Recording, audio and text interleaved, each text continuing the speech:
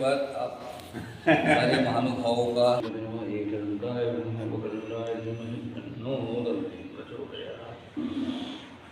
यम ब्रह्मा सुमंति देवे वेदे सांगशरे गायन्ति असाम ज्ञानावधिरमदेव सारस्वती देवाय शांताकारं गजनशनं पद्मनाभं सुरेशं विद्याधरं सर्वशं मेघवर्णं शुभं लक्ष्मीकान्तं भुवनविद्यालयं वन्दे विष्णुभगवान् सर्वलोकैकनाथं कृष्णाय वासुदेवाय हरे परमात्मने प्रणतक्लेशनाशाय गोविन्दाय नमो नमः वासुदेवस्य प्रणतामर्पणं देवकी परमानन्दं ब्रह्मानन्दं परमपदं केवलं ज्ञानं पुण्यादिकं सदृशं तत्त्वमस्यादिलक्ष्यम् एकं नित्यमिवरमजं सर्वදී साक्षिभूतं भावादिकं त्रिमूर्तिं गुरुं तं नमामि।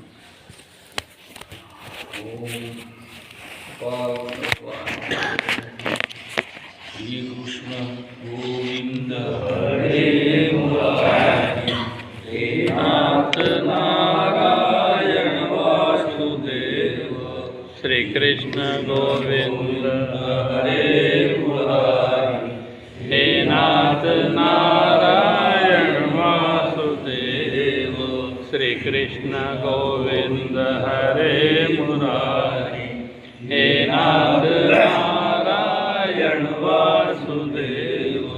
गोपाल कृष्ण भगवान की जय।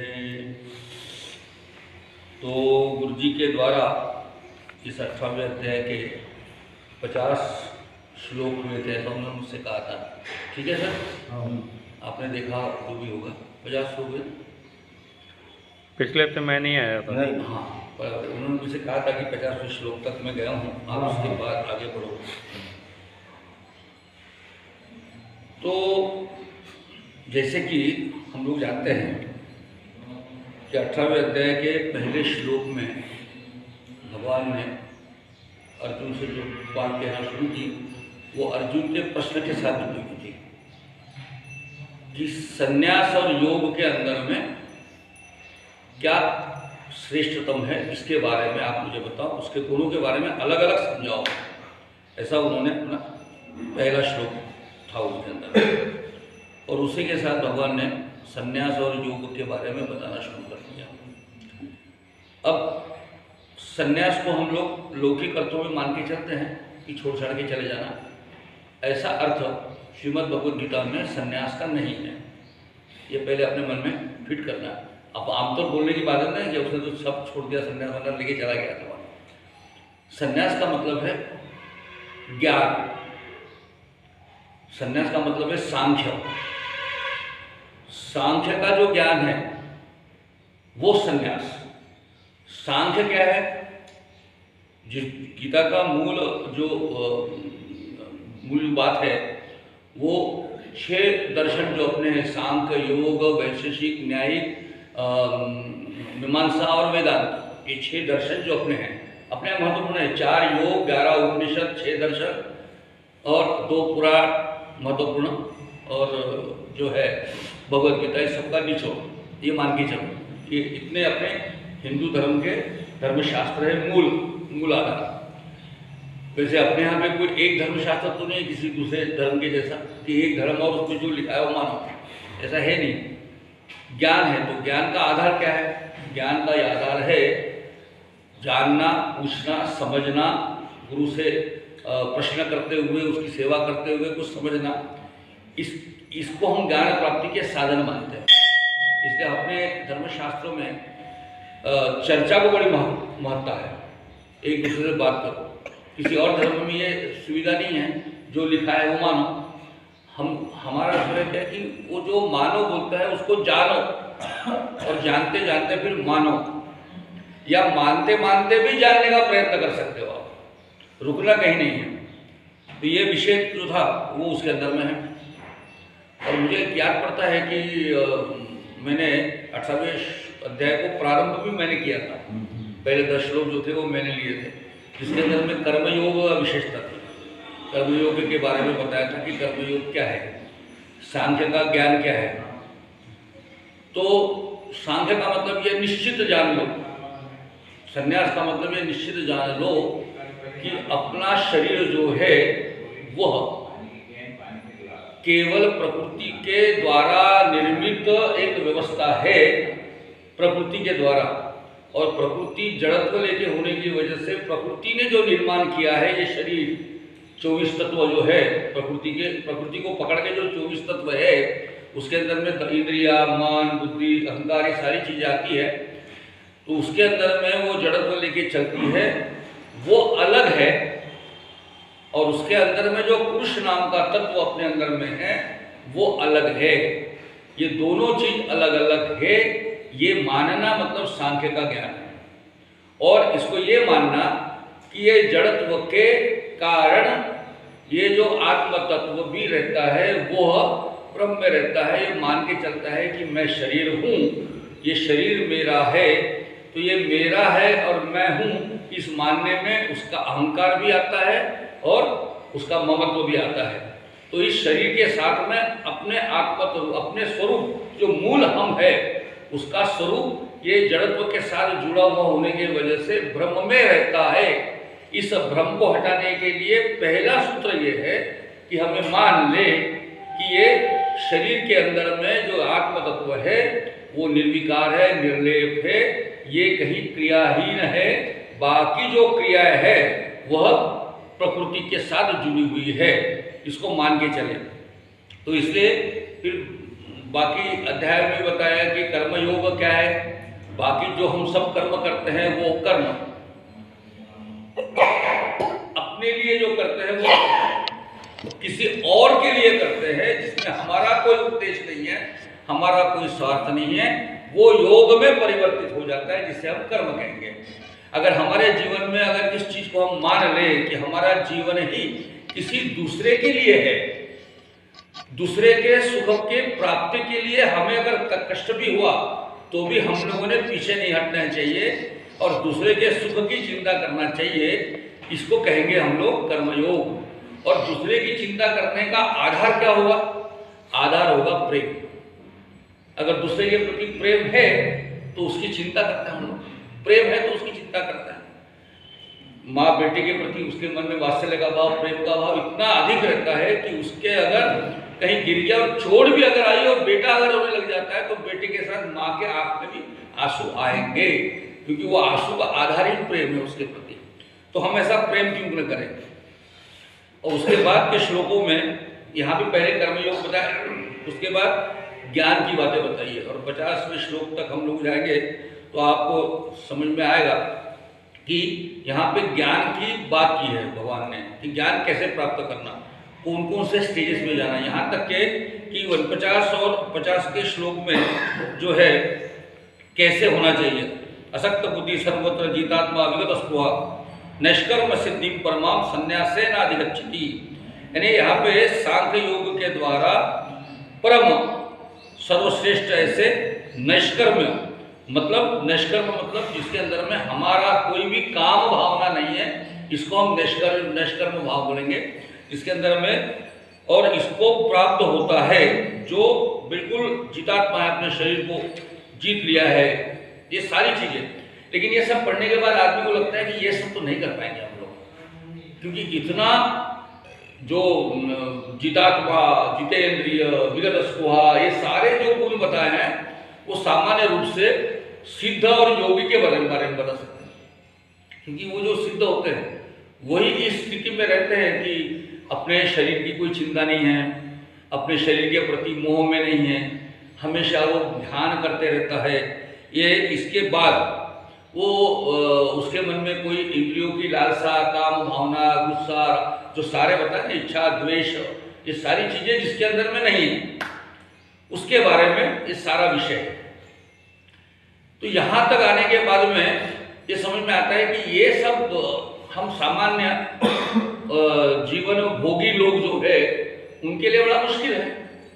तो हम सब जीवन भोगी लोगों के लिए अगर उस मार्ग पे जाना है तो किस बात की आवश्यकता है, इस बात को फिर भक्ति के साथ जोड़ के देखा जा सकता है।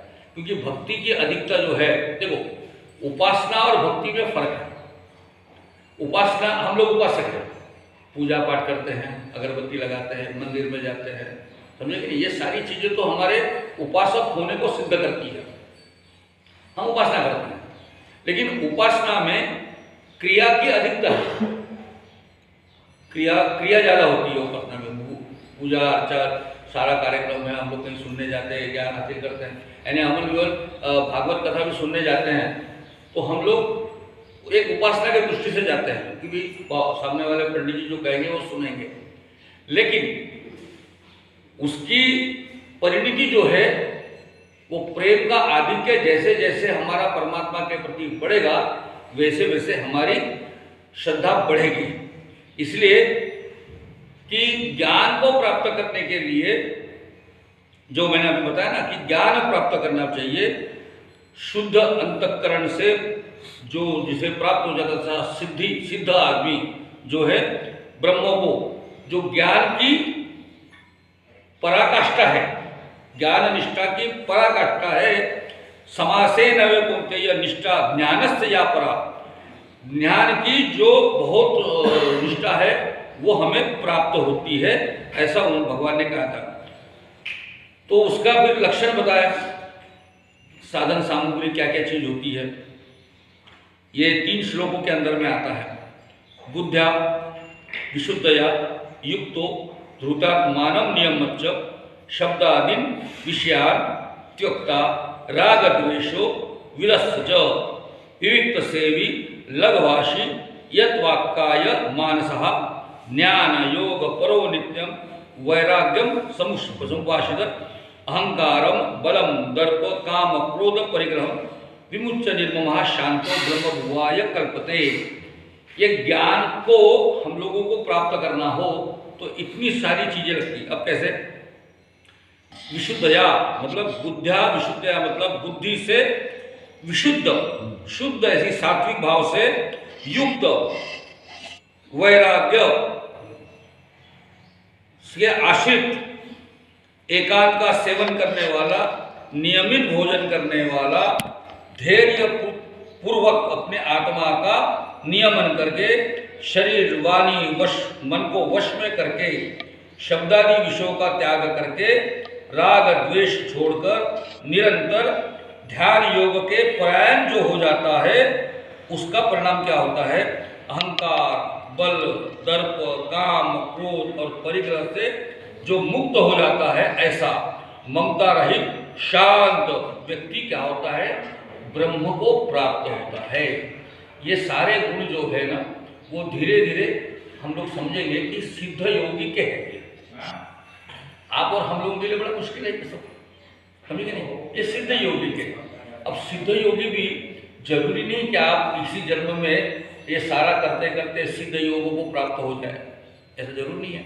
इसके लिए भी कई जन्म लगेंगे हमको, समझे कि नहीं? एक जन्म में तो हम तो सीधे साधे रह सकते हैं, दूसरे जन्म में हमको प्राप्त हो गया अच्छा जन्म, क्योंकि सीधे साधे रहने से दूसरा जन्म मानव का मिलेगा, तो उस दूसरे जन्म में हम थोड़ा सा पूजा पाठ करने लग जाएंगे।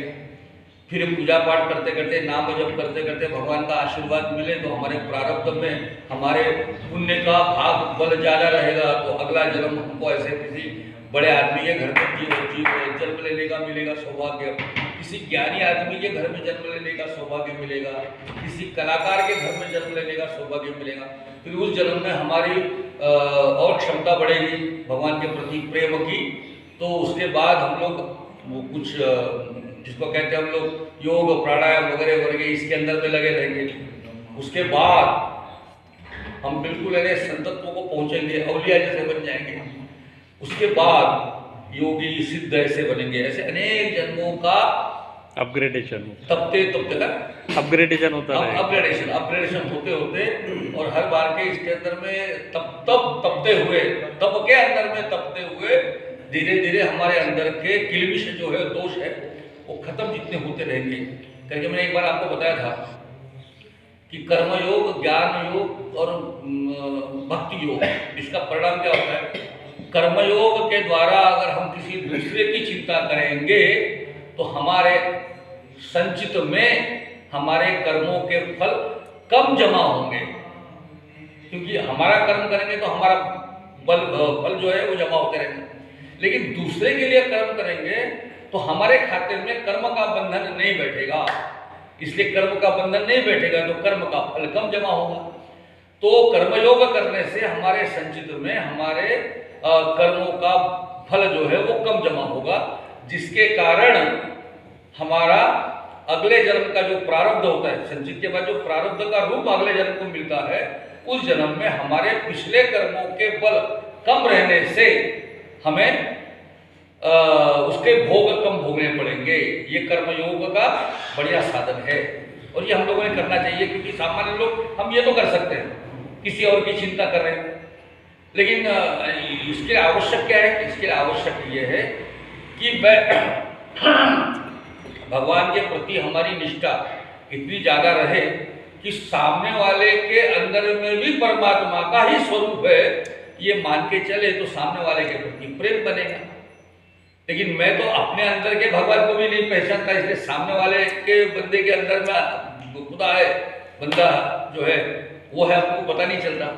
इसलिए मेरे अंदर में परमात्मा है और आपके अंदर में भी परमात्मा का स्वरूप है, ये मानने के बाद में ही जैसे परमात्मा की सेवा करते हैं वैसे हम किसी दूसरे की सेवा करें तो ये प्रारब्ध में कम जमा होंगे।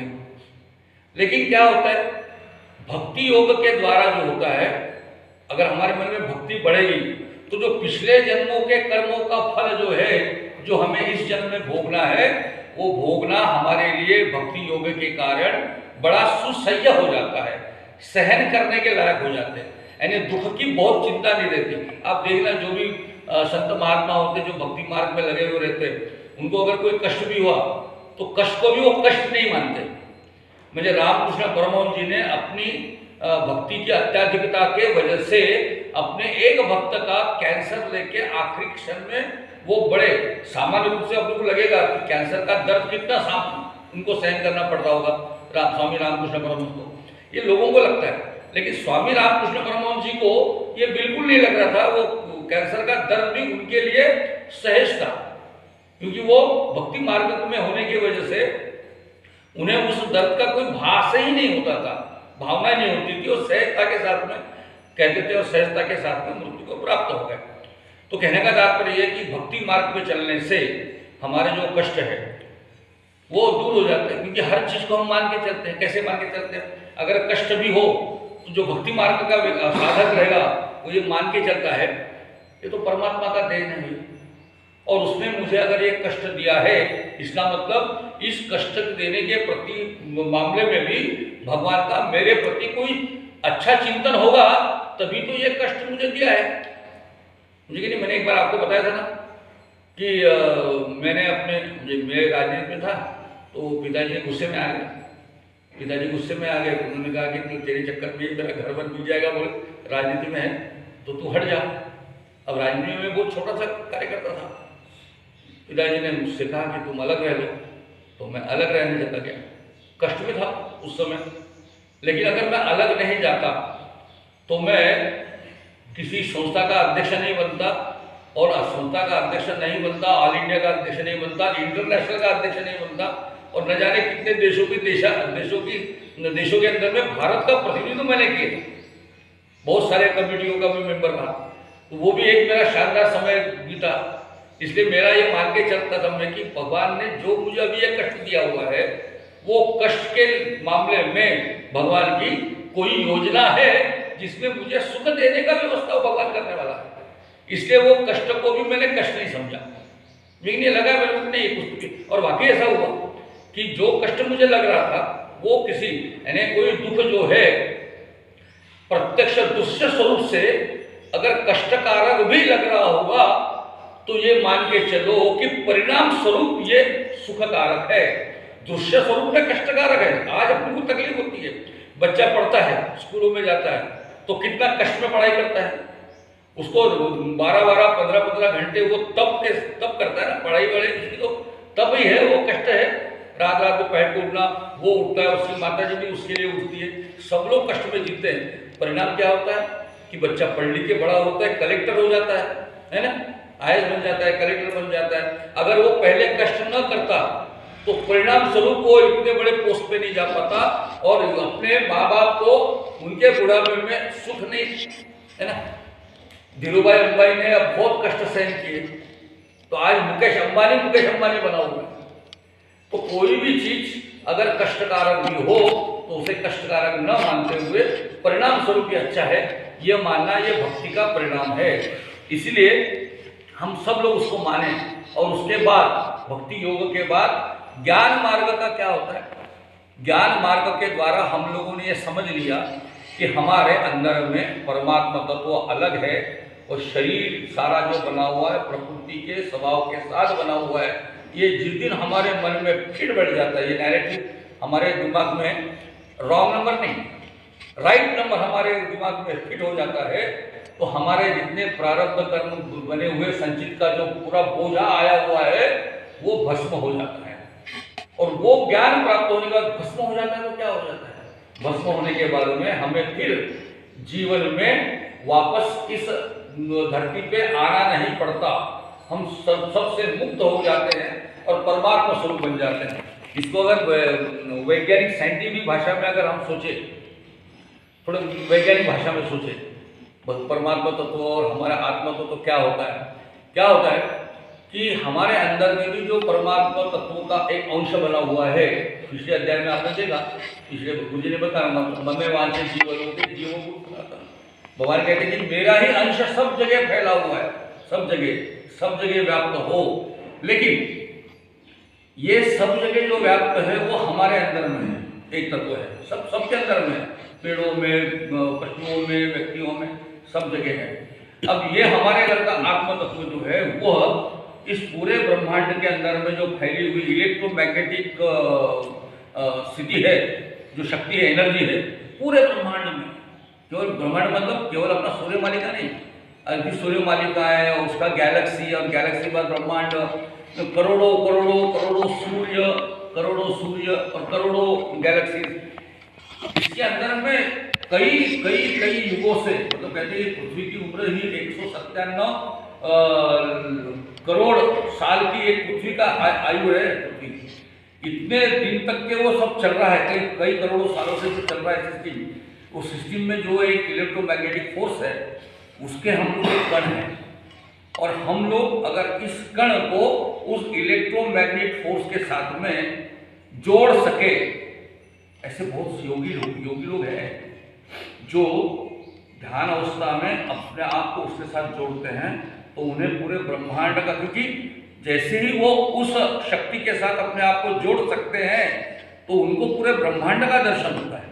यानी अर्जुन को जो विश्वरूप दर्शन परमात्मा ने किए, भगवान ने किए, इसका मतलब क्या है? उसके आत्म तत्व को एक क्षण के लिए पूरे ब्रह्मांड के तत्व के साथ में जोड़ते बराबर उसे उन्हें पूरा ब्रह्मांड का दर्शन होने लग गया। कहने का तात्पर्य ऐसा है कि अपने अंदर में जो शक्ति है उसके साथ मिलाना, इसका परिणाम ये हो जाता है कि वो मोक्ष को प्राप्त होता है और फिर जन्म मरण के अंदर में नहीं आता। कल एक को मैं बता रहा था, वो कह रहे थे कि अगला जो अवतार है वो कल के अवतार है। हमने सुना ना, इसके बाद कल के अवतार है। तो कल के अवतार में टीवी पे एक बड़ा आ रहा था कि कल के अवतार आने से क्या होगा। तो वो टीवी बता रहे थे कि बड़ा विध्वंस होगा और सब टूट जाएंगे और पूरी पृथ्वी बिल्कुल नष्ट हो जाएगी, ऐसा वो कह रहे थे। लेकिन मैंने अलग ढंग से सोचा उसके ऊपर में कि ये विध्वंस के साथ ये पूरे ब्रह्मांड का नाश नहीं होगा, क्योंकि ब्रह्मांड जैसे धीरे धीरे बना है। ब्रह्मांड की जो रचना हुई वो कोई अचानक नहीं हुई, वो धीरे धीरे हुई। ये पृथ्वी ग्रह बना, एक कहते हैं ना कि हिरण्यगर्भ, मतलब एक ऐसे छोटे से शक्ति के केंद्र का विस्फोट होकर फिर ये सारा सूर्य मालिका और गैलेक्सी बनी है, ब्रह्मांड बना है, ऐसा मानते हैं हम लोग। और ये अपनी नहीं मानते, विज्ञान भी ये मानता है। बिग बैंग थ्योरी है उसके लिए कि एक बिग बैंग विस्फोट हो गया, उसके अंदर में सारी सृष्टि बनी। लेकिन सृष्टि में अगर पृथ्वी बनने के बाद में भी उसके ऊपर का पहला जीव जो भी बना, उसको बनने में भी करोड़ों साल लग गए। पृथ्वी बनने के बाद करोड़ों साल लगे। तो इतने धीरे धीरे पृथ्वी के अंदर में जनजीवन बनता है, तो समाप्त तो एक झटके में कैसे हो सकता है? गलत ही हो सकता है। तो समाप्त होने के लिए भी धीरे धीरे जाएगा। कैसे जाएगा? हम लोग ज्ञान के द्वारा हम ये टेक्निक प्राप्त कर सकेंगे कि हमारे शरीर का आत्म तत्व जो है वो परमात्मा के साथ जोड़ सके। ये टेक्निक डेवलप होगी। मैंने एक बार आपको बताया था कि नमक का पानी में नमक घुल जाता है तो अलग नमक नहीं दिखता, समझे कि नहीं? लेकिन पानी को अगर गर्म करो तो कटोरी में नमक बचा हुआ देख सकते हैं हम लोग। वो टेक्निक अपने को इसमें मालूम है, बाष्पीभवन के साथ में, नमक के साथ मालूम है। लेकिन ये हमारा जो है शरीर के अंदर का आत्म तत्व, इस शरीर से अलग निकालना अपने लिए मुश्किल है। लेकिन वो लोग निकाल सकते हैं जो तपस्वी है, सिद्ध है, मुनि है। जैसे कहते हैं ना, ज्ञानेश्वर माउली ने साधक संजीवनी बोलते वो लोग, वो संजीवन समाधि उनका नाम है, जो समाधि लिए उन्होंने क्या किया, एक जगह बैठ गए और अपने तप सामर्थ्य से अपने शरीर का जो आत्म तत्व है वो उन्होंने निकाल लिया और वो परमात्मा तत्व में विलीन हो गया। और कुछ तो साधक ऐसे किसी कथाएं हमने सुनी है कि ऐसे साधक का परमात्मा आत्म तत्व जब परमात्मा को मिल जाता है तो उसका देह खराब नहीं होता, वो चाहे जब वापस उसके अंदर में ला सकते हैं, लेकिन वो जाएंगे नहीं। अगर मान के चलो आप सबके अंदर में विज्ञान के द्वारा, आपने आपके कई पीढ़ियों के बाद की बात बता रहा हूँ, अगर धीरे धीरे ये अगर टेक्निक हमको सबको समझ में आ गई, टेक्निक सबको समझ में आ गई कि अपने शरीर के अंदर का आत्म तत्व बाहर निकालकर हम लोग आसमंत में विचरण करने के लिए भेज सकते हैं। ऐसा सोचो, सोचने के लिए बता रहा हूँ, ऐसा सोचो कि ये सब निकाल सके हम लोग और वो आत्मा फिर रहा। तो जब आत्मा पूरे ब्रह्मांड में वो आत्म तत्व जो है वो घूम रहा है तो उसे कितना आनंद मिलता होगा। सोचो, पूरे ब्रह्मांड का दर्शन कर रहा है, पूरे ब्रह्मांड में घूम रहा है, आसमान में घूम रहा है, 2 4 5 और ग्रह देख रहा है और सूर्य मालिकाएं देख रहा है। तो वापस आकर उसे अपने इस सड़े गले शरीर में जो रक्त, मांस, पस, मल, मूत्र के द्वारा बना हुआ जो शरीर है उसमें वापस आने की इच्छा करेगा नहीं, वो करेगा नहीं। तो करेगा नहीं तो क्या होगा? धीरे धीरे इस धीरे धीरे सबको अगर समझ में आ गया तो सब लोग निकलते रहेंगे और फिर नीचे पृथ्वी के ऊपर में शरीर पड़े रहेंगे और शरीर सूख जाएंगे, सिकुड़ जाएंगे, मर जाएंगे और धीरे धीरे उसके ऊपर जितना भी डिपेंडेंट एरिया है, क्योंकि बायोलॉजिकल साइकिल में हमको बचपन में पढ़ा है स्कूल में कि बायोलॉजिकल साइकिल है, एक दूसरे के ऊपर में जीते हुए हम लोग अपना जीवन यापन करते हैं। हर चीज की दूसरे के लिए बनी हुई है तो उसी को बायोलॉजिकल साइकिल कहते हैं हम लोग। तो वो धीरे धीरे नामशेष हो जाएगी और धीरे धीरे पृथ्वी भी ऐसा शुष्क ग्रह बन जाएगी जब उसे समाप्त होना रहा तो। और समाप्त होना जरूरी है क्योंकि अगर कलयुग नहीं खत्म होगा तो सतयुग कहाँ से आएगा? सतयुग नहीं समाप्त होगा तो त्रेता कहाँ से आएगा? त्रेता नहीं खत्म होगा तो द्वापर कहाँ से आएगा? तो ये जो चक्र है सारे सृष्टि का, ये चल रहा है और जिसके तहत अपने अंदर के परमात्मा तत्व को ऊपर वाले से मिलाने के बाद ये इसी तरीके से ये समाप्त होगा। मैं किसी विध्वंस के साथ में सृष्टि का या जन जीवन का नाश नहीं होगा। ज्ञान की अत्युत्तम अवस्था में पहुंचने के बाद ही ये सृष्टि का शेष जो है वो शेष हो जाएगी। तो कहने का तात्पर्य ऐसा है कि ये सब सामान्य लोगों की बात है, लेकिन ज्ञान के साधन से ये सब प्राप्त हो सकता है। तो ज्ञान के लिए आवश्यक क्या है कि बुद्धि से जो वैराग्य में पूरा आश्रित हो गया है वो एकांत का सेवन करने वाला, जनरली मान के चलते हम लोग कि एकांत के अंदर में अच्छा लगता है। हम ये सोच के चलते कि हम एकांत पर रहेंगे तो अच्छा रहेगा, भीड़ भाड़ से दूर रहेंगे, पूजा पाठ करते रहेंगे, समझे नहीं। लेकिन आदमी एकांत में रहकर एकांत का आनंद ले, ऐसा गीता का तत्व नहीं है।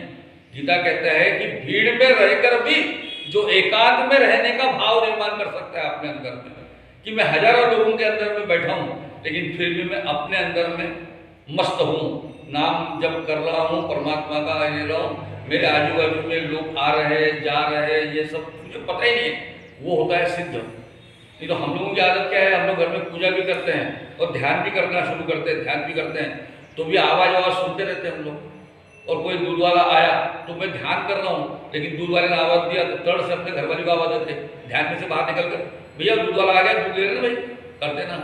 तो हम लोग सामान्य लोग हैं, तो हम एकांत में इस तरीके से नहीं रह सकते जिसमें सिद्ध योगी मुनि रहते हैं। तो ऐसे नियमित भोजन करने वाला, लघुभाषी मतलब नियमित भोजन करने वाला। अब नियमित भोजन का तो अपन ने सुना है, इसके पहले भी बताया है कि भोजन जो है कैसा हो, अपने भगवत गीता में ही बताया, वो सात्विक भोजन हो, अपने आवश्यकता के हिसाब से भोजन हो, भोजन के अंदर में कोई भी जिसको कहते हैं कि टेस्ट का मजेदार बढ़िया ऐसा भाव नहीं है, जो मिला हो। बौद्ध धर्मी जो थे ना, बौद्ध के जो साधक होते थे, बुद्ध के जो शिष्य थे, उनको बुद्ध ने बताया था कि 5 घर भिक्षा मांगना, भिक्षा में तुमको जो मिले वो, जो उनके मन में जो एक जो रहता है ना बर्तन, वो बर्तन में 5 घर में जो भी मिला, यानी चावल किसी ने सूखा दे दिया और दूसरे घर वाले ने अगर पका हुआ चावल दे दिया तो उसका कोई विरोध वो भक्त जो है, वो भिक्षु है, वो नहीं करेगा। जो भी मिला, रोटी मिली, वो सबको एक में से मिला के खा लेगा। खाते समय केवल ये सोचेगा कि ये मेरे लिए, शरीर के लिए, जिंदा रहने के लिए, शक्तिवर्धक रहने के लिए ये साधन है, इसके अंदर में अच्छा भला बुरा तीखा मीठा कुछ नहीं, जो भी है यानी उसके तरफ न देखते हुए, खाने की तरफ न देखते हुए, उसके अंदर का भाव न देखते हुए, इसको बोलेंगे हम अपने जबान की निग्रहता, संयम, कि जो भी है वो खा ले। लेकिन हमारे यहाँ पे हम लोग बड़े रहते हैं कि थोड़ा सा भी अगर नमक कम ज़्यादा हो गया हाँ, तो तोड़ से आवाज़ देते, क्या हुआ तुम्हें आज खाने में नमक ज़्यादा हो गया है। क्योंकि हमारा ध्यान वो खाने की तरफ नहीं है, अपने जबान के ऊपर में जो टेस्ट आया है उसके अंदर में घुसा हुआ ध्यान है, उसका ध्यान उनका पूरा। तो ये हम सामान्य लोगों की बात कर रहा हूँ कि सिद्ध योगी का जो ज्ञान की परानिष्ठा प्राप्त करने के लिए क्या क्या लगता है ये भी यहाँ बताया। ऐसा जो है कि शरीर वाणी मन कायेन वाचा मन सेंद्रिय बुद्ध्यात्मना प्रकृति स्वभाव, ये बताया ना, अपने ये अपन श्लोक पढ़ते ना, इसका मतलब क्या, कायेन वाचा मन इंद्रिय प्रकृति स्वभाव, ये सबको परमात्मा के प्रति मैं समर्पित करता हूँ। मेरी वाणी जो है वो भगवान को समर्पित है, मेरा शरीर भगवान को समर्पित है, मेरा मन भगवान को समर्पित है, मेरे सारे इंद्रिय जो है वो भगवान को समर्पित है। मैं सबके द्वारा भगवान की चिंता करूँ, ऐसा वो आपने को बताया गया। तो वैसा ही व्यक्ति जो है वह फिर क्या है, अहंकारम बलम दर्पम कामम क्रोध परिग्रहम विमुच्य निर्ममः शांतो, मतलब अहंकार जिसके अंदर में नहीं है, जिसको कोई दर्प नहीं है, जिसके अंदर में काम भावना नहीं है, ऐसे लोग जो है वह सिद्ध योगी है और ज्ञान के भाव से। और इसके बाद ये सारा साधन जो है, ये सारा साधन जो मैंने बताया है पहले से लेकर विशुद्ध आत्मा, सात्विक आत्मा, अपरिग्रह, अहंकार से विरत, सारी जो बताने के बाद उसका परिणाम क्या होता है, यह अगले भगवान ने कहा है कि ब्रह्म भूत प्रसन्नात्मा न सोचती न कांक्षति सह सर्वेषु भूतेषु मद भक्ति लभते प्राम। इसका अर्थ क्या है कि ऐसा ब्रह्मभूत, अब ब्रह्मभूत आप समझ लो, ये आप और हम इतने जल्दी ब्रह्मभूत नहीं हो सकते, ऐसा मेरा मानना, मैं भी नहीं हो सकता हूँ। मैं तो केवल एक साधना के एक छोटे से लेवल तक पहुँचा हूँ ऐसा मानते रहता हूँ। मैं हूँ ऐसा भी नहीं, ये भी अहंकार है मेरा कि वो छोटा सा कार्यक्रम है मेरा, अभी इतना मैं ब्रह्मभूत कल्पना भी नहीं कर सकता, इतना सारा मेरे अंदर में है। लेकिन ये सारा चीज होकर जो सिद्ध आत्मा रहते हैं वो ब्रह्मभूत होते हैं, वो ब्रह्म के साथ में उनका जुड़ाव चल करता है। ब्रह्म मतलब पूरे परमात्मा के स्वरूप के साथ में मेरा आत्म स्वरूप जो है वो मिला हुआ है, वह ब्रह्मभूत। ऐसा व्यक्ति कैसे रहता है, प्रसन्नात्मा, वो प्रसन्न रहता है। अब देखना जितने भी ऐसे जिसको हम औलिया कहते हैं, अब कई लोगों से आप मिले होंगे ना, वो अपने यहाँ भी बहुत सारे लोग दिखते, मैंने तो देखा वो परमानंद गिरी जी महाराज को देखा मैंने, उनका ज्ञान जो है अप्रतिम ज्ञान, और उपनिषद में तो इतना है।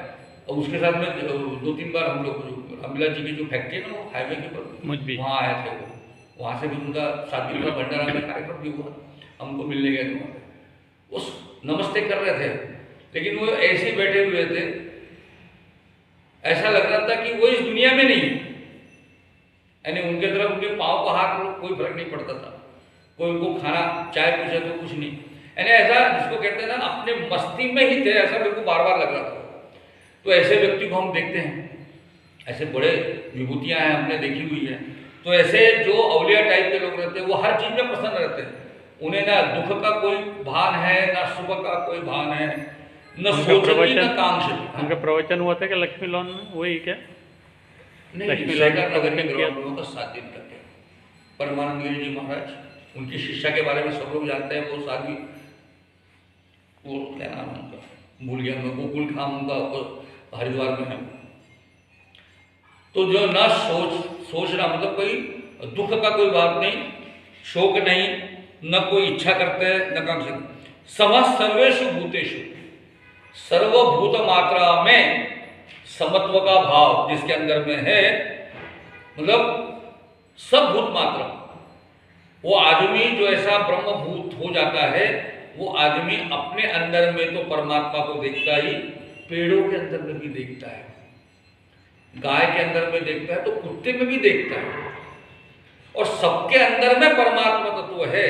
ऐसा देखकर सब प्राणी मात्रा के साथ में समभाव से प्रेम करता है करके हम लोगों ने कथा सुने हैं। बहुत लोगों योगियों की सुने जो जंगल में रहते हैं, कहीं बाहर रहते हैं, अपनी कथा सुनी है कि एक साधु के यहाँ पे तो शेर बकरी सारे एक साथ उनके आजू बाजू में घूमते फिरते रहते हैं, ना वो उसको कुछ करते हैं ना ये, क्योंकि उनके लिए वो आदमी वो जो है शेर या सांप, ये सारे जो लोग सारी चीज़ें जो है उनके लिए तो ऐसा लगता है कि जैसे मैं हूँ वैसे ये है, मेरे अंदर में परमात्मा तत्व है, इसके अंदर में परमात्मा तत्व है, इसलिए इसके प्रति प्रेम करना, ये समत्व का भाव जिसको जो आया है ये बड़ा मुश्किल है। ये समत्व का भाव जब आता है तो उसके हिसाब से वह जब रहता है वैसा, तो मद भक्ति लभते पराम, मुझे परा जिसको शक्ति है, पराभक्ति जिसको है वो मुझे प्राप्त होती है। अब ये पराभक्ति का फल क्या है? ये ऐसी पराभक्ति प्राप्त हुई जिस व्यक्ति को, उसका फल बताते हैं कि भक्त्या मां अभिजानाति यावत् अशामि तत्वतः ततो मां तत्वतो ज्ञात्वा विशन्ते तद अंतरम। मतलब ऐसा जो पराभक्ति से प्राप्त हुआ, जो उसके अंदर में समत्व भाव है, सब चीजों में वो समान रूप से देखता है, और भगवान के प्रति अत्याधिक प्रेम के साथ में जो केवल उसका चिंतन करता है, जिसके लिए समय समाज गर्दी भीड़ एकांत ऐसा कोई भाव उसके साथ नहीं है, वो अपने आप को परमात्मा तत्व के साथ हमेशा जो जुड़े हुए रहता है, उसका फल क्या है वो बताते हैं। ऐसी पराभक्ति का, पराभक्ति से मैं जितना हूं और जो हूं, जो उसको तत्व से जान लेता है, ततो मां तत्व तो ज्ञानता, मतलब भक्त्या मां अभिजानांति, जो मुझे ऐसा जान लेता है, कैसा? यावान स अस्मि तत्वतः, यावान मतलब मैं जितना हूं। अब आप समझ लो कि यहाँ पे भगवान ने अपने सगुण अवतार का भी वर्णन किया है, केवल निर्गुण अवतार का नहीं। निर्गुण निराकार तो है पूरे ब्रह्मांड में फैली उसकी शक्ति, लेकिन सगुण रूप से भी वो हूं, इसलिए कहते हैं कि मैं जितना हूं और जो हूं, क्योंकि मैं जितना हूं कैसे बता सकता? भगवान तो पूरे ब्रह्मांड में व्याप्त है, सब जगह व्याप्त है, लेकिन फिर भी भगवान कहते हैं कि मैं जितना हूं मतलब तेरे सामने जो हूं, इस देह में हूं, और तुमने मेरे चतुर्भुज रूप को भी देखा है, और मेरे चतुर्भुज रूप के बाहर जो मेरा विकराल रूप है वो भी तुमने देखा है, इसलिए मैं जितना हूं। अब सोचो कि जितना हूं, सगुण रूप का उदाहरण इतना बताता हूं कि जैसे पूरे पृथ्वी के अंदर में तो पानी भरा हुआ है, धरती के अंदर में पानी भरा हुआ है, लेकिन हमें पानी को प्राप्त करने के लिए तो कुएं से ही पानी लेना पड़ेगा, अपने आप तो आएगा नहीं पानी।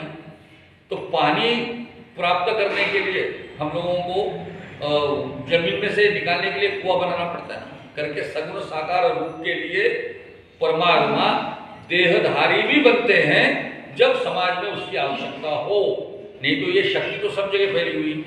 जैसे किसी की गाड़ी में अगर गाड़ी पंक्चर हो गई तो हाल खोल के अगर खड़ा हो गया कि सब जगह हवा है, तो हवा तो अपने आप भर जाएगी उसके अंदर में, नहीं ना, ऐसा नहीं हो सकता। हवा तो भरने के लिए एक वाल्व लगेगा, एक पंप लगेगा और करना पड़ेगा ना उसको, पंप को हवा देने के लिए दबाना पड़ेगा, तब जाके हवा उस चक्के में बैठेगी, नहीं तो हवा तो सब जगह पे है।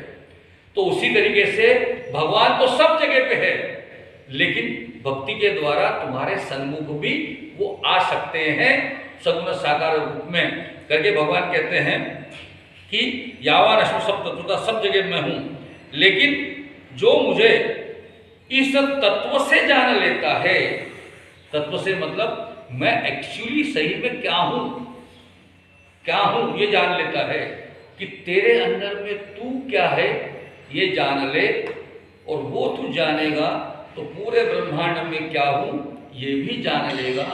ये जिस दिन तू जान लेगा ये मुझे तत्व से, उस दिन मुझ में प्रविष्ट हो जाएगा। तो प्रविष्ट हो जाने के लिए भी भगवान का जो विशेष है, प्रविष्ट होना मतलब क्या है? हम लोग भगवान के अंदर में प्रविष्ट नहीं होते, भगवान की शक्ति भी मुझ में प्रविष्ट हो जाती है। वह ऐसा है कि भगवान को जितना हम प्रेम करेंगे उतना भगवान हमें प्रेम करेगा। हम जितना भगवान को करेंगे, तो क्योंकि क्या है, जिस चीज के ऊपर में हम बहुत प्रेम करते हैं पहले हम उसके गुलाम हो जाते हैं।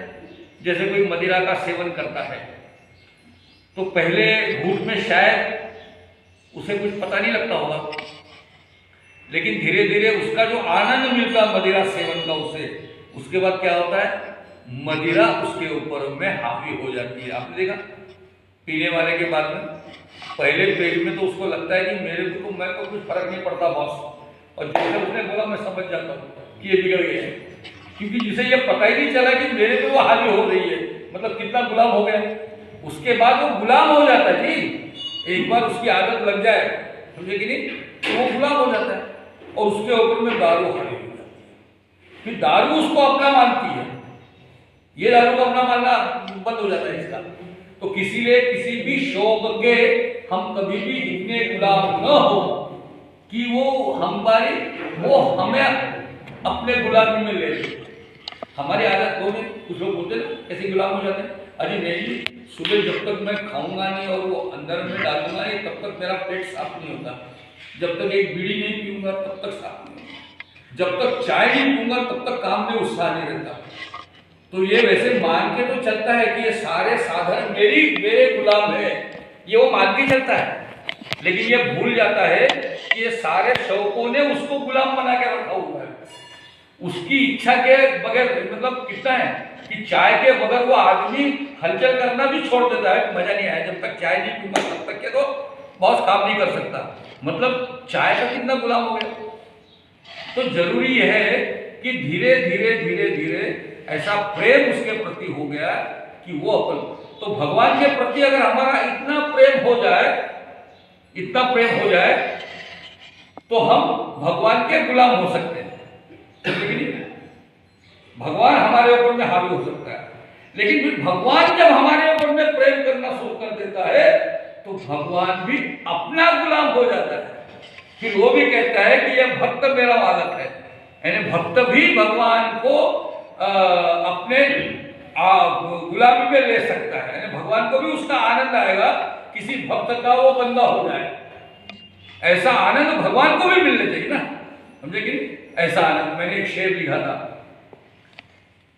अभी थोड़ी देर में याद आएगा मुझे, मेरे शेर में भूल जाता हूँ। तो इसी तरीके से समझे कि नहीं, हाँ, हस्ती जितनी भी होती है वो होती है तूफान की, हस्ती जितनी भी होती है वो होती है तूफान की, और सूखा पत्ता भी चूम लेता है हद आसमान की। सूखा पत्ता भी, वो सूखे पत्ते को मालूम नहीं भैया वो उसकी ताकत थोड़ी है, हवा में उड़ रहा है वो तो तूफान के कारण वो सूखा पत्ता ऊपर चढ़ गया। उसके बाद का शेर अभी जो बता रहा हूँ वो ये है कि सूखा पत्ता भी चूम लेता है हद आसमान की, दुनिया के गम ले मुझको दे, मैं कहता हूँ दुनिया से गम ले और मुझे दे, मैं कहता हूँ फिक्र वो ही नहीं, मैं भी करता हूँ अपने भगवान की। क्या बात है, फिक्र वो ही नहीं, मैं भी करता हूँ, तो मैं भी अपने भगवान की इतनी फिक्र करूँ और उससे कहूँ कि भैया तू अकेला कहाँ संभालेगा यार, थोड़े कम मुझे भी दे, क्योंकि सारे लोग भगवान को अपना गम देते रहते, कौन मेरे गम ले ले, मैं ठीक कर लेते रहे, अरे वो भी परेशान हो रहा होगा ना। तो मेरे मन में ये भाव आना चाहिए कि भगवान तू ये सारे गम मत उठा यार, थोड़े मुझे भी दे दे। अब वो मुझे दे, ये कब होगा? जब मेरे मन का भगवान ये कहेगा कि ये सामने वाले का गम है, तू ले ले भाई अपने ऊपर में और इसके गम को दूर कर ले। तभी तो रामकृष्ण परमहंस जी ने अपने भक्त का कैंसर ले लिया था अपने ऊपर में। क्यों लिया था? भगवान को थोड़ी कहा कि इसका कैंसर तू ठीक कर ले, तू चिंता मत कर, इसका मैं अपने ऊपर ले लेता हूँ। तो ये भक्ति का भाव जो है धीरे धीरे ऐसा हुआ, तो वह ऐसा समस्त संगो बुद्धेशु तबते मेरे को भक्ति के द्वारा ऐसा जाता है, और ऐसा ततो माँ ततो तो ज्ञाता, ऐसा विशंते मुझ में प्रविष्ट हो जाता है। वो प्रविष्ट हो जाने का मैंने ये उदाहरण बताया है कि हम इतने भक्ति के अंदर में उस निष्ठा के साथ में जुड़े कि हम उसके अंदर में प्रविष्ट करें, वो हमारे अंदर प्रविष्ट करे और एक जैसे हो जाते हैं, एक जैसे। उसमें कोई भाव, द्वैत का भाव नहीं रहता। भगवान के प्रति हमारा अद्वैत भाव जगता है। अद्वैत मतलब भगवान दूसरा नहीं है, भगवान ही मैं हूं और मैं ही भगवान हूं। तो मैं अहम ब्रह्मास्मि, ये जो तत्व है ना, जो बड़ा भाव वाक्य बताया हमने शास्त्रों में कि मैं ब्रह्म हूं, इसके अंदर में अहंकार का भाव नहीं है। मैं जानता हूं कि मैं वो हूं, ये भाव मेरे अंदर में आएगा तो उसमें अंदर में फिर कोई भाव नहीं रहेगा। मोहब्बत इतना आसान समझ लीजिए, आग का दरिया और डूब के जाना है। मीर तकी मीर का बड़ा अच्छा शेर है कि मोहब्बत नहीं आसान, इतना तो समझ लीजिए, आग का दरिया और डूब के जाना है। इसका मतलब क्या है कि आग के दरिया में तुम खुद आग बन के अगर जाओगे तो नहीं डूबोगे, आग आपको नहीं जला पाएगी जब खुद आग बन के जाओगे। अगर आप आदमी हो, आपके अंदर में द्वैत भाव है, वो आदमी है और वो आग है, तो आपको जला देंगे। लेकिन आप खुद ही तप के साथ में अगर आग बन जाओ तो इस परमात्मा तत्व की जो आग के अंदर में आप विलीन हो जाओ तो आपको कोई कष्ट नहीं होगा। इसीलिए ये भगवान कहते हैं। लेकिन यहाँ पे इसके उत्तर में तो भगवान ने देखो, पहले श्लोक से अर्जुन ने संन्यास और त्याग के तत्व के बारे में पूछा, तो चौथे से 12वें श्लोक तक जो मैंने लिया था उसमें कर्मयोग का भाव बताया, जो मैंने बताया ना आपको कर्मयोग का भाव, और 41वें से 48वें श्लोक तक के कर्मयोग का और संक्षेप में भक्ति योग का वर्णन किया, और उसके बाद 13वें से 40वें श्लोक तक के सांख्य योग का वर्णन किया, जो मैंने बताया ना सांख्य तत्व बुद्धि से हासिल करो, और पराभक्ति का वर्णन किया। अब भगवान के प्रति हमारी शरण भक्ति, जो मैंने अभी बताया कि भगवान के प्रति हमारा शरण का भाव कितना हो, इसका वर्णन आगे से आता है, कितना होना चाहिए। तो ये जो भाव है, इसके लिए भगवान कहते हैं सर्वकर्माणि अपि सदा कुर्वन्नो मद व्यपाश्रय मत प्रसादात् अवाप्नोति शाश्वतम पदम अव्ययम। ये अव्यय पद का प्राप्त करना हो, ये जो है ना अव्ययम, अविनाशी पद, अव्यय मतलब अविनाशी पद जो कभी खत्म नहीं होता, ऐसा पद जिसको हम ये कह सकते हैं, जिसको हम कहते हैं ना कि स्वर्गलोक, वैकुंठलोक, गोलोक, महालोक, ये सारे लोगों का वर्णन हम सुनते हैं जहाँ परमात्मा रहते हैं। वह पद प्राप्त करने के लिए इवन जितने सारे जैन मुनि जो जैन ग्रंथ है ना, तो जैन ग्रंथ में केवल पद का उल्लेख है। केवल पद मतलब ब्रह्म का, ब्रह्म केवल, उसके पद को प्राप्त करने के लिए सारी साधना का मार्ग जो है वो लिया हुआ है। तो उस पद को प्राप्त करने की हमारे अंदर की अत्यंतिक इच्छा जो है वो इस मार्ग में हम लोगों ने धारण करनी चाहिए। तो ऐसा जो है, लेकिन कैसा, सर्वकर्माणि अपि सदा कुर्वन्नो मद व्यपाश्रय, मत व्यपाश्रय मतलब मेरे प्रति पूर्ण आश्रय लेने वाला जो भक्त है वो सब कर्म करता हुआ भी मेरी कृपा से अविनाशी पद को प्राप्त होता है। अब ये शब्द बड़ा सुंदर है, सर्वकर्माणि, इस शब्द को ध्यान देना चाहिए। अभी तक के तो वर्णन ऐसा आया, वर्णन आने के बाद ऐसा लगता है कि आदमी सब कर्मों को छोड़ छाड़ कर केवल ध्यान नाम जप करते करते ही भगवान को प्राप्त हो सकता है, ऐसा आपने अभी तक सुना।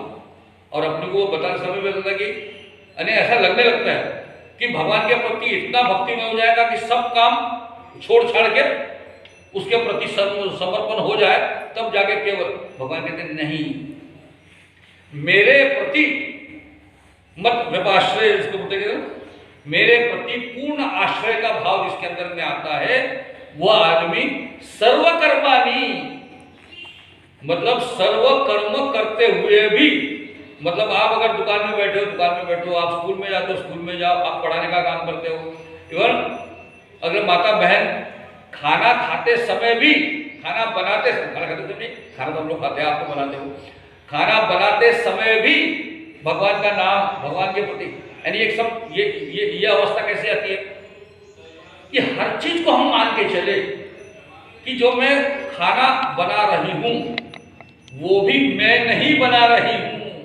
वो परमात्मा जो तत्व है वो मेरे द्वारा ये कार्य संपन्न कर रहा है। मैं पढ़ रहा हूं तो केवल मैं पढ़ाता हूं ऐसा नहीं, मैं तो केवल निमित्त मात्र हूं, साधन हूं, और परमात्मा मेरे द्वारा इन सबको ये ज्ञान दे रहा है। मैं कुछ नहीं करता हूं, मैं केवल परमात्मा के प्रति आश्रित हूं और सारा काम जो है वो परमात्मा ही मेरे द्वारा करता है। यह भाव अपने मन में बहुत गहराई के साथ में आना, ऐसा व्यक्ति को इस भक्ति के साथ में भी मेरे पास आ सकता है या इस कैवल्य पद को प्राप्त कर सकता है। ये सोचने वाला, सब कर्म करते करते हुए, जो नॉर्मल कोर्स में आप सब कर्म करते हैं, होता क्या है कि हम सब लोग, हमारा जो स्वरूप है, आत्म तत्व है, वो इस प्रकृति के द्वारा रची हुई सारी शरीर व्यवस्था के तहत इतना रहता है कि हर चीज को मैं कहता हूँ, मैं कर रहा हूँ, मैं करता हूँ, मैं करता हूँ, ऐसा। लेकिन आवश्यक यह है कि बिल्कुल छोटा सा भी, लेकिन होता क्या है, सिद्ध लोग जो होते हैं ना, सिद्ध साधु, वो भी अहंकार के साथ में छूटे हुए नहीं दिखाई देते, क्योंकि वो साधना के मार्ग पे है, और साधना का मार्ग कितना भी धारण करे तो कहीं न कहीं ज्ञान के उस अत्युत्तम सीमा रेखा पे जाकर भी उसे ये लग सकता है कि मैं कितना ज्ञानी हूं, लेकिन तो वो भी अहंकार सूक्ष्म भाव में रहेगा उसके साथ, तो वो भी नहीं रहना चाहिए। इसके लिए, क्योंकि ज्ञान के कारण अहंकार का भाव रह सकता है। अब देखते नहीं, ये कभी कभी लगता है, अभी कुंभ में आप सब लोग जाते हैं और कुंभ की सारी कथाएं हर रोज सुनते हैं, पेपर में सुनते हैं, और जितनी मैं भी देखता हूँ कुछ लोग मुझे भी बताते हैं कुंभ में लोग गए तो एक IITian है आकार उसका है ना, पेपर में आपने पढ़ा होगा टीवी पे, अब वो सब बता रहे हैं कि मैं ऐसा है ऐसा ऐसा। तो मैं देखा यार ये तो भक्त बना हुआ है निश्चित रूप से, अच्छा साधक है, मुझसे तो अच्छा है क्योंकि सब छोड़ छाड़ के वो कुंभ में गया हुआ है, लेकिन मैं IITian हूँ और मैंने ये भाव तो उसके अंदर में गया ही नहीं ना। मुझे लगा यार इसके मन में ये भाव तो गया नहीं, वो तो याद ही कर रहा है कि मैं क्या था। तो जिसे ये याद है मैं क्या था, मैं क्या हो गया हूं, ये कैसे ध्यान आएगा यार उसको। तो मुझे ऐसे लोगों के बारे में थोड़ी चिंता होती है। मैं उन बड़े लोगों के बारे में कुछ अन्यथा नहीं कहना चाहूँगा कि मेरे से तो बड़े हैं, सब छोड़ छाड़ के इस मार्ग पे लगे हुए, मैं तो अपने हर रोज के झंझट में फंसा हुआ हूँ, मेरे से बड़े हैं। लेकिन कभी कभी लगता है, मुझे याद है कभी कभी, अभी तो नहीं होता, लेकिन 2-4 कुंभ के पहले मैंने देखा था कि वो मौनी अमावस्या के अंदर में पहला स्नान किसका रहेगा, इसके ऊपर में 2 अखाड़े आपस में भिड़ गए। सुन रहा था? पिछले कुंभ में था ये, भिड़ गए। तो मैंने वो कथा सुनी टीवी पे, अगर सुना तो मुझे लगा बड़े अजीब लोग हैं ये, परमात्मा की भक्ति करते करते भी अपने अखाड़े की श्रेष्ठता के अहंकार को नहीं भूल पा रहे हैं। नहीं, गड़बड़ लगती है मेरे को कभी कभी। और कभी कभी तो लगता है कि बहुत सारे लोग जो कुंभ में जाते हैं ना, वो कुंभ में भक्ति के लिए जाते हैं या कि मैं बहुत भक्त हूं ये लोगों को बतलाने के लिए जाते हैं। ये मेरे को बड़ा अजीब लगता है ये। तो हमारे यहाँ से बहुत लोग गए, बोले मैं कुंभ में जा रहा हूँ। मैंने कुंभ में जाना है तो जा भाई, लेकिन श्रद्धा के भाव से जा ना।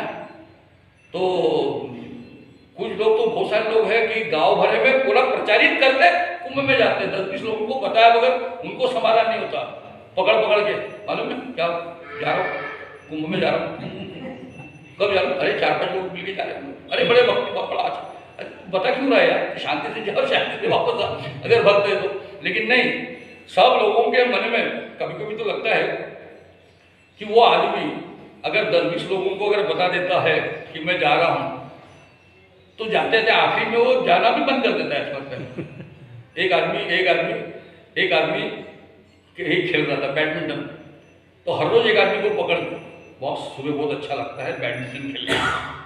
एक दिन मेरे पास में आया, अरे आज का तो मैं बैडमिंटन खेल रहा हूँ। मैंने तेरा बताना हो गया क्या? सबको बताना हो गया? तेरे चाहने वाले जितने लोग हैं सबको तूने बता दिया ना? नहीं, कुछ लोग बाकी होंगे। मैंने सबको बता दिया। उसके बाद में तू नहीं जाने वाला है, मेरे को मालूम है। उसके बाद बंद करने वाला है, क्योंकि सबको बताने के बाद में बताने के लिए कोई बचा नहीं, तो जाने का क्या फायदा। लेकिन तो इसी तरह से कुंभ में लोग जाते हैं, सब भगवान प्रार्थना करे वो लोग, लेकिन मन में वो भाव भी ये रहे कि हम सब अपना अपना कर्म करते हुए भी भगवान के कैवल्य पद को प्राप्त कर सकते हैं। और उसके लिए बताया है सामान्य विधान है। भगवान ने बताया सामान्य नियम क्या है? चेतसा सर्वकर्माणि मयि सन्न्यस्य मत्परा बुद्धि योगम उपाश्रितम मच्चिदम सततम भव। मतलब ये अभी इस श्लोक पे हम रुकेंगे। ये कहते हैं भगवान कि सब काम भगवान के प्रति अर्पण कर दे। चेतसा सर्वकर्माणि मयि सन्न्यस्य मत्परा, मेरे प्रति तू पूर्ण भाव को मत पर, मतलब शरणागत होकर कर भाई। सब काम जो है, मैं तो कहता हूं कि हर आदमी ने अगर सोचा कि मेरे अंदर में जो भी मुझे प्राप्त हुआ वो भगवान ने दिया है, जो भी मेरी हानि हुई वो परमात्मा की वजह से हुई, और परमात्मा ने मुझे हानि की, इसका मतलब परमात्मा का कोई अच्छा, क्योंकि मेरे बारे में तो गलत सोच ही नहीं सकते परमात्मा, फिर मेरे को ये नुकसान में क्यों डाला? तो निश्चित रूप से मान के चलो कि उसका मुझे नुकसान में डालने का इच्छा जो है परमात्मा की, वो मेरे भले के लिए है। इसलिए अभी जो दिखाई देता है नुकसान, वो नुकसान नहीं है। ऐसा पूरे बुद्धि योगम उपाश्रित मत चित्त, मेरे चित्त को, बुद्धि को, सारा भाव जो है मैं सततम भव, उसके साथ में ही जोड़कर मैं रखूंगा मेरे चित्त को। ऐसा भक्त जब बनेगा तो इसके लिए हम लोग अगले श्लोक में देखेंगे क्या होता है।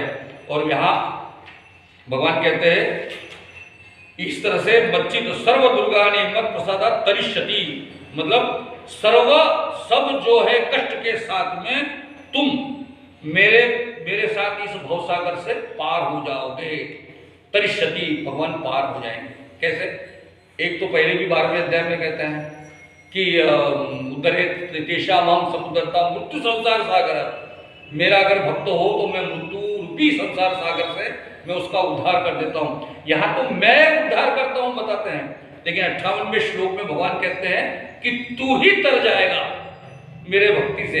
यानी मेरे भक्ति करते करते मुझे भी तुझे सारे दुख से अलग हटाने की आवश्यकता नहीं पड़ेगी। मेरा भक्त बन जा तो अपने आप सारे दुख से तर जाएगा। तो ये भक्ति का भाव हमारे मन में सदैव बना रहे, और परमात्मा के प्रति ये भाव मन में रहा कि मेरे जीवन के छोटी सी छोटी बात भी परमात्मा तय करता है। उसके तय किए बगैर मेरे जीवन का एक भी क्षण, एक भी हलचल उसके इच्छा के बगैर नहीं होती। इतना भाव मेरे मन में हमेशा जागरूक रहे, और ये भाव आपके मन में सदैव बना रहे। इसी प्रार्थना के साथ में हम 58वें श्लोक पे रुकेंगे। आइए क्षमा प्रार्थी कर ले भगवान से। नाम संकीर्तन यस्य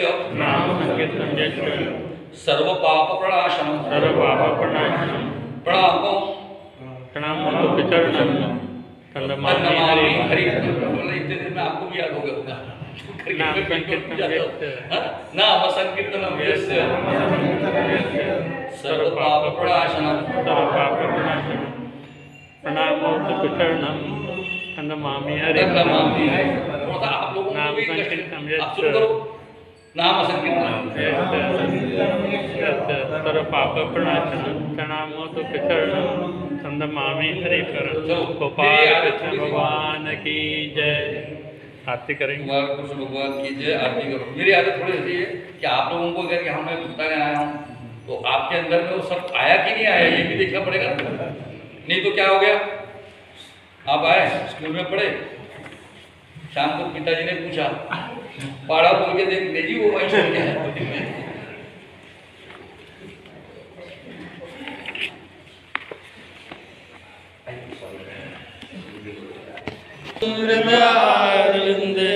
भगवान भवानी चरितं नमामि मंदारमाला फुलहारकाय कपालमाला दिगंबराय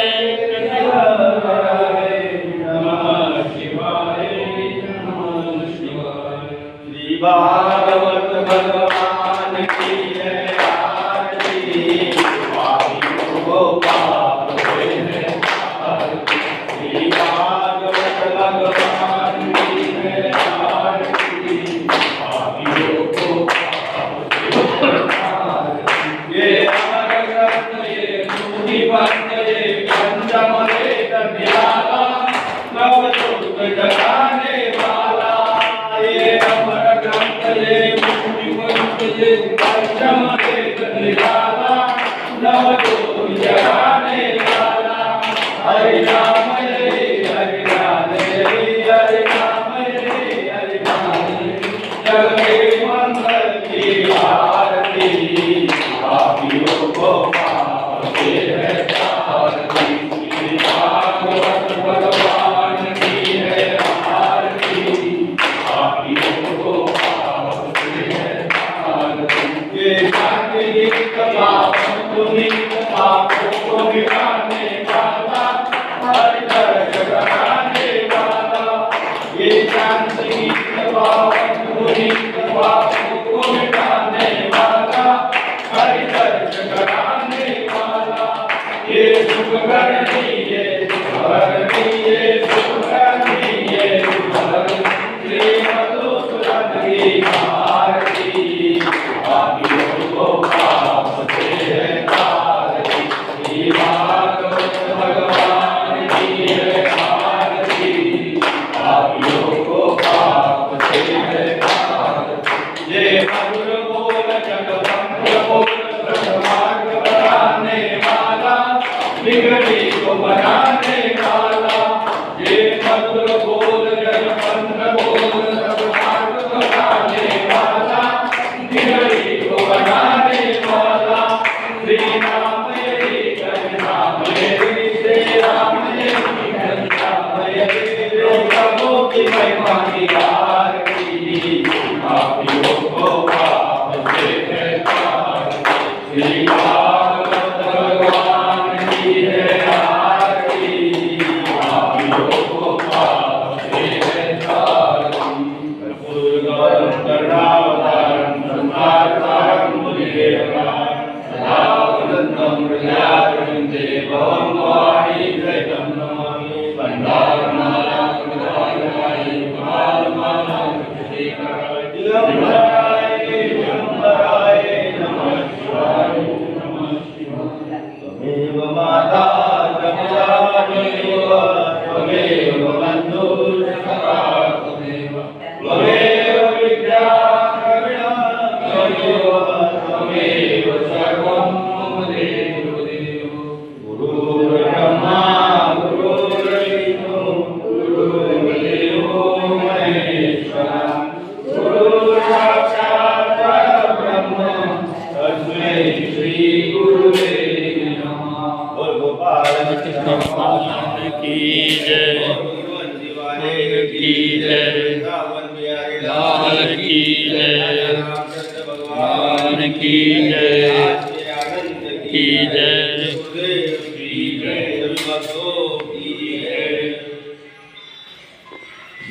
जय श्री कृष्ण। आज सोचा कि 62वें श्लोक तक जाऊंगा, लेकिन बताते बताते कब 1 घंटा खत्म हो जाता है समझ में नहीं आता। आनंद आया सर? आनंद। सर्वानंद।